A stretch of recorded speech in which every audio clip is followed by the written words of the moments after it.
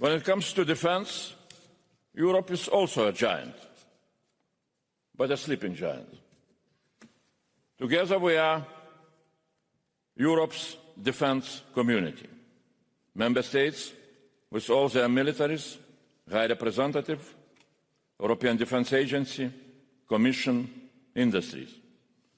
Together we need to wake up the giant by uniting our efforts, by being ready to fight, not just as a collection of 27, but to fight as Europe. What defines success?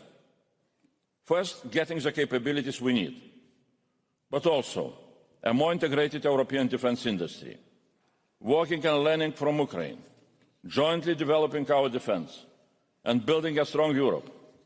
Europe able to fight. Spending more money alone does not guarantee success. When it comes to Ukraine, and very warm welcome to you, Hanna, as well, for joining us today. Not only have we jointly procured artillery ammunition, that was 2 years ago, but we are now part of the 100 million BraveTech EU initiative, and we will match Ukrainian needs, real operational challenges, with EU innovation and know-how. And these are only a few examples. But even as we have stepped up our work, we feel member states' appetite to do more, to cooperate more at an EU level, and we have to do more as EDA, and it's now the time. Ukraine's war is entering its 5th year, and Russia is not relenting. Incursions of Russian drones into our airspace show that the threat is concrete, it's not abstract, it's there. We cannot forever rely on US intelligence, on their logistic support, on their strategic enablers. I'm deeply convinced that the European Defence Agency must now expand its support to member states. EU cooperation has never been as crucial as it is now, and we have a clear mandate for strengthening this agency. People used to say, 30 years ago, that the European Union was only an economic giant. But since then, the European Union has also become a political giant. We face massive crises: financial crisis, migration crisis, Brexit, COVID, war. These crises have not destroyed us. They united us and made us stronger. Exactly as Jean Monnet predicted, the European community will be created during crisis. We now face the greatest security crisis of our lifetimes. But I'm optimistic. This crisis too will make us stronger. When it comes to defense, Europe is also a giant, but a sleeping giant. Together we are Europe's defense community. Member States, with all their militaries, High Representative, European Defence Agency, Commission, industries. Together we need to wake up the giant by uniting our efforts, by being ready to fight, not just as a collection of 27, but to fight as Europe. We live now in the world where might is right, as many leaders said last week in Davos. Our answer to deal with this dangerous world was heard very loudly in recent weeks.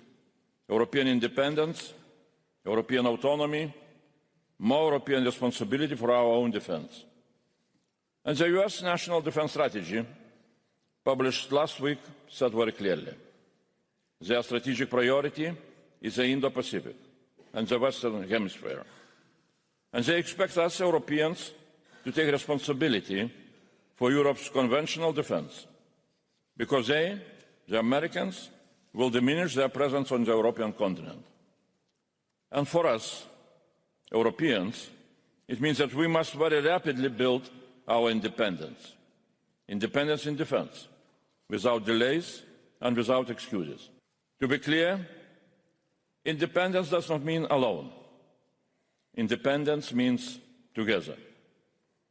Building an European pillar in NATO, together in the European Union, together in NATO, and with Ukraine, building a strong economy and defence together. European responsibility for defence does not mean the European Union institutions are in charge of defence. That is the job of the Member States. The Commission's job is to do everything we can to help Member States to do that job. Now we have a big bank in defence investment. With the 150 billion in safe loans we proposed for defence last March, the Commission has already endorsed 16 national investment plans and sent them for approval to the Council, and we are now looking at the remaining 3. And Member States during the NATO summit pledged to spend 6.8 trillion on their defence, if they will fulfil their pledges, till 2035. And we have also a policy big bank in defence. We are currently working with Member States and Ukraine also on EDIP priorities, such as missiles. This is an urgent priority. And I will go very soon on a missile tour, what I call, asking industry, how many missiles can you build? What are the bottlenecks in supply chains? And use this missile mapping to ramp up defence efforts. We will organise more implementation dialogues with industry. And we will move forward with EDIP's biggest innovation, European defence projects of common interest and the structure of the European armament programme. Ukraine is defending also us. Increasing Russian attacks don't show that peace is very close. Our support to Ukraine is vital to Ukraine and to ourselves. As you know, you agreed on a 90 billion euro loan for Ukraine, including 60 billion euro for defence.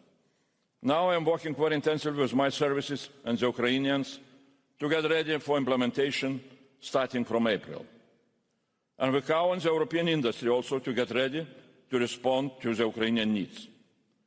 We are also engaging with Ukraine on missiles and drones.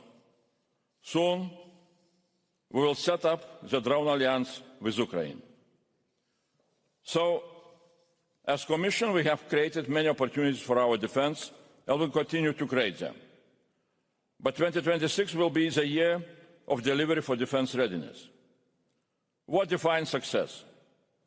First, getting the capabilities we need, but also a more integrated European defence industry, working and learning from Ukraine, jointly developing our defence, and building a strong Europe. Europe able to fight. Spending more money alone does not guarantee success.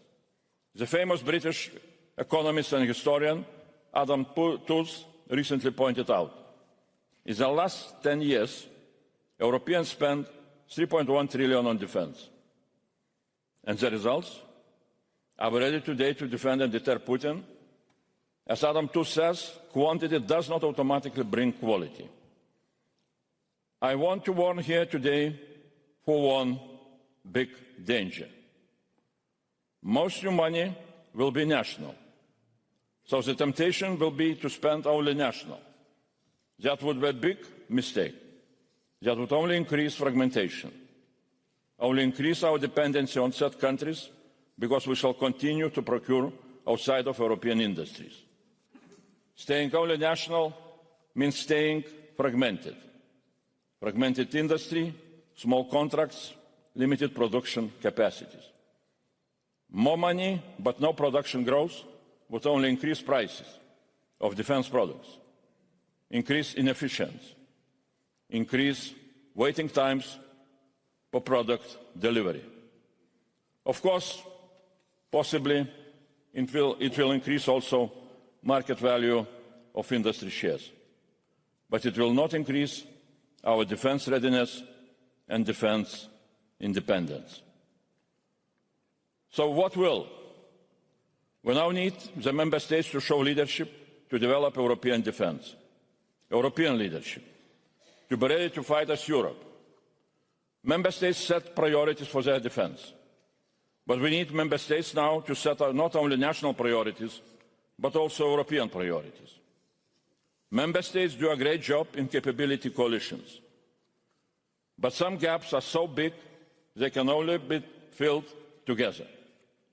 We need to develop pan-European capabilities not only national ones, assigned to each member state by NATO capability targets.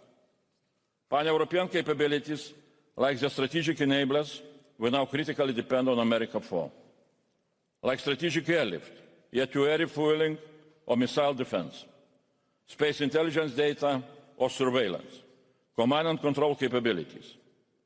And we need the united political leadership of member states in defining this pan-European defense project, like the Eastern Flank Watch.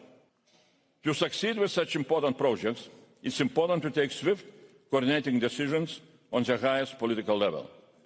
That is why I publicly raised the issue.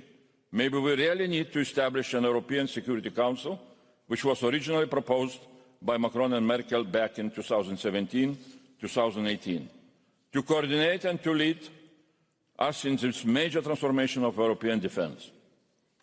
Success is defined by what does not happen in defence.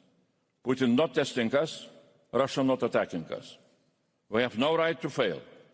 We will succeed only if we openly recognise our most disturbing weaknesses and if we are ready to overcome them. Fragmentation and lack of unity is our most painful weakness in European defence. The common market is our strength in the global economy. Common defence would be our strength in a world of power.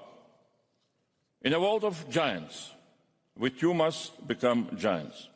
A gentle giant that promotes international law and cooperation, but a strong giant all the same. So in the coming year, let's work together and make Europe a giant for our defence, united, independent and strong, ready to fight as Europe.